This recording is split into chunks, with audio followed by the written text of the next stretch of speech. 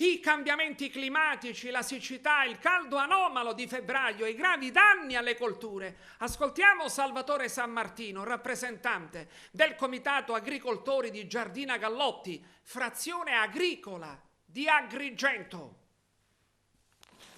I cambiamenti climatici, la siccità danneggiano soprattutto gli agricoltori. Il caldo anomalo del febbraio in corso provoca gravi danni alle colture agricole. Il rappresentante degli agricoltori di Giardina Gallotti, frazione agricola di Agrigento, Salvatore San Martino. Saluto a tutti, mi chiamo San Martino, sono presidente di un comitato agricolo e forestale.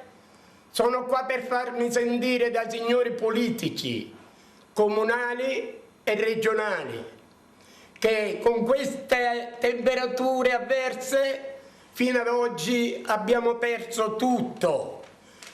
Gli agricoltori abbiamo perso tutto fino ad oggi.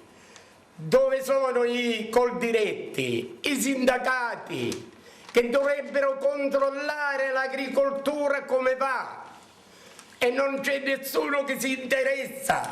Da 4 anni che abbiamo avuto male annate uno appresso all'altro, e i vigneti bruciati dal sole, 2 anni non abbiamo raccolto mandorle.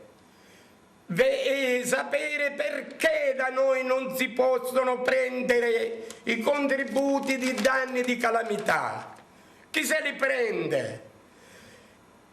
Il danno di calamità non ne avete dato fino ad oggi nessun contributo. Avete mandato solamente tasse. Noi non ce la facciamo più a pagare le tasse. Oggi venite all'incontro, o se no non ce la facciamo.